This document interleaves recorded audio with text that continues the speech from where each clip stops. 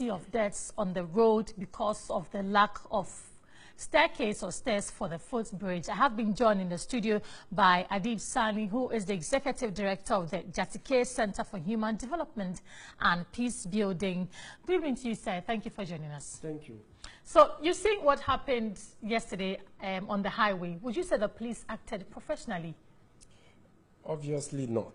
I mean, there's usually a protocol you follow when you're confronted with a situation like it happened at Adenta yesterday. As a matter of fact, I even made an attempt to go to the site, but the traffic situation was so bad at the point I just had to take a U-turn.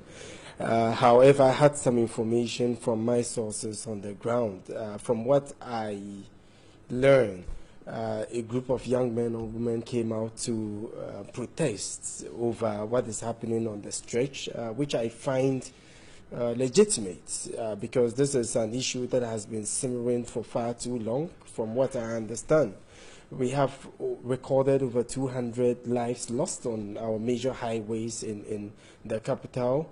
I also learned from West Africa Senior High School, so far this year, about 6 students have been knocked down by vehicles. So in the first place, their concerns are legitimate. They've spoken for far too long. Nobody's listening to them. They came out to protest.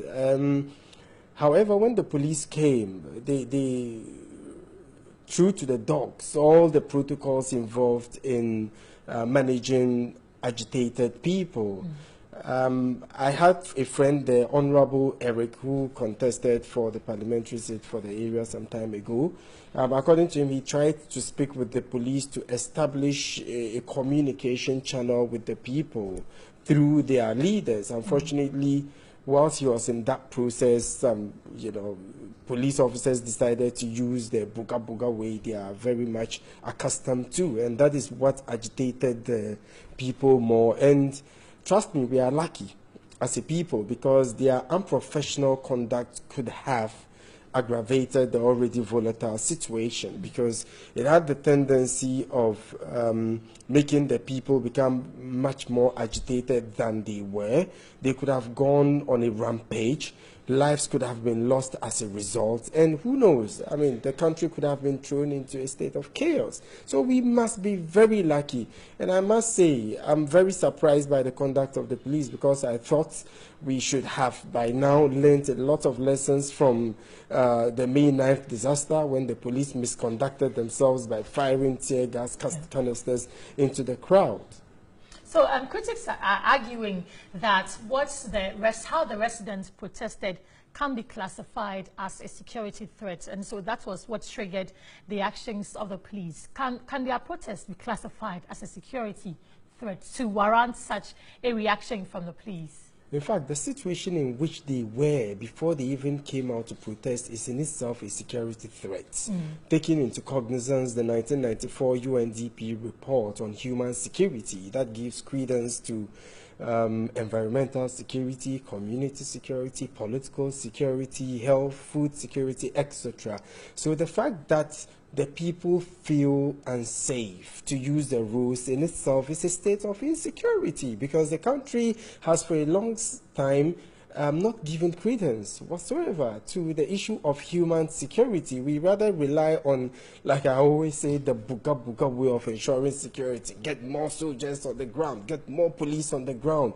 It only maintains some interim peace, but in the long run, you see the people come out again to protest. But let me say, for educational purposes, that a state of insecurity is not just being safe from harm, but the fear of harm coming to you is a state of insecurity.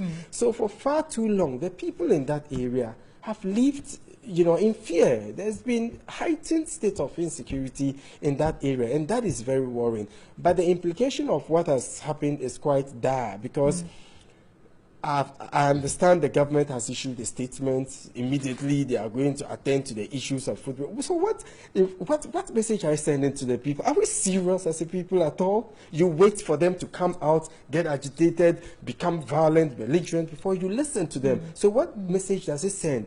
So others in Kumasi or Tamale or Wa would go like, oh, okay, we've been complaining for far too long. What if we also get belligerent, violent? They will listen to us. So all of these has the potential of making what has happened widespread, because people would feel the only language these politicians understand is belligerence. So what is the way forward? How do we go about these demonstrations and these protests? What's the way forward? And then even looking at how the police should react in these situations.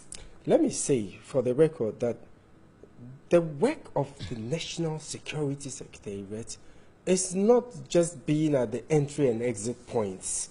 They play a very critical role in ensuring that the people have certain basic needs met, like food, like water, sanitation, good roads, etc. So it is the work of national security to identify that, look, the deaths on these highways is becoming one too many. So what do we do about it?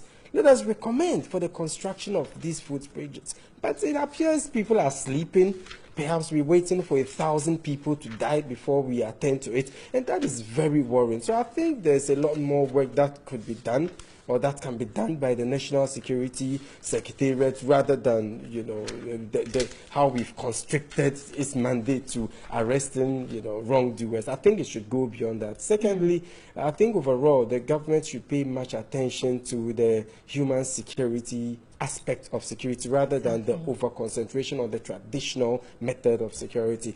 It is premised that by ensuring you have the basic needs met, by ensuring I have the basic needs met, by ensuring the production team, each and everyone has his or her basic needs met, it harnesses national security, and overall national security can be assured. I think that is critical, and we would have to pay attention to that. Indeed, that is critical. We have to pay attention to that. I have been speaking with Adib Saani, who is the Executive Director of the Jatikay Center for Human Development and Peace Building. Thank you very much, sir, for joining us. Let's stay a while longer on this issue. And the President Akufo-Addo, has been sending out some condolence messages to the family. He posted on Facebook saying, "I express my deep condolences to the family of the student who lost her life yesterday at Adenta after being knocked down by a taxi as she attempted crossing the road on her way from school. Our nation has suffered an unnecessary loss. The scenes that played out on its aftermath are regrettable and should not happen again. The Ministry of Roads and Highways ensuring that work begins on completion of these bridges in the course of the coming week, and has put together a comprehensive plan to address systematically all of these infrastructural problems, which are legacies of a past decade of neglect. I would urge drivers and pedestrians to obey and respect the laws on our roads. All of us, government and citizenry, have a collective responsibility to safeguard and preserve life. My condolences once again to the family." President Akufo-Addo. So this obviously is a discussion that's not ending anytime soon. Stay with us, because we'll be letting you on all that happens around us. You're still watching News at 10 on TV3. We're back with more after this break. Don't go away.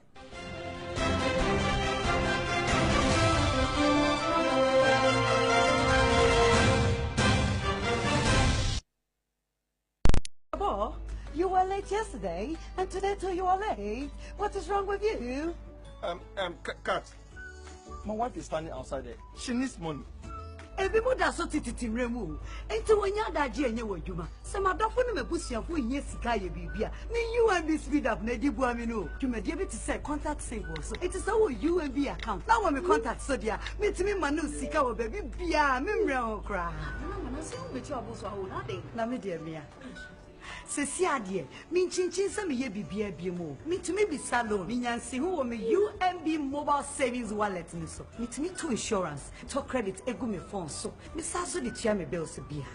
Me to me is ka UMB ATM bia so I mean crack card bia. Ubet me as a show mre enu kita with ye. Our UMB speed up kwan pana so. UMB speed up. Digi Bank. Let's go. Lily Rose toothbrushes have good quality, long-lasting bristles, which are very effective in removing food particles from your teeth and gums. For strong teeth and healthy gums, brush daily with a Lily Rose toothbrush. Lily Rose toothbrushes are available in shops all over Ghana. Lily Rose cleans best. Take good care of your teeth. Always use a Lily Rose toothbrush. Call on 0207 999 181 or 020-799-9180. It's time to catch up with all the major stories of the week. Probe and dig deeper into what's making the headlines. Get a brilliant dimension to the news of the week with expert opinion on the issues. Watch The Key Points every Saturday from 7 a.m. to 10 a.m. The Key Points. Set your view right. The Key Points starting this Saturday from 7 a.m. to 10 a.m. only on TV3.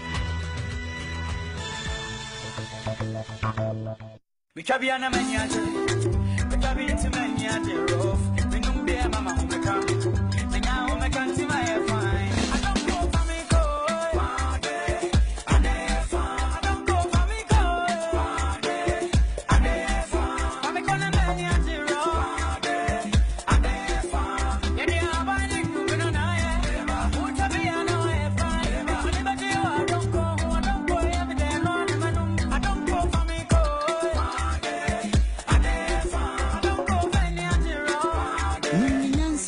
And too many power and fear do watching. And says I pay for no. I was drinking sports beer. And don't go bitters. Et demufua. All the goals. The thrills and amazing skills. The records and extraordinary human feats. Jamaica retain their title 30. The grueling battles. And the human side. Sports Station, your complete sports show. Sports Station shows Mondays at 9 p.m. Brought to you by MTN, everywhere you go. And Betway.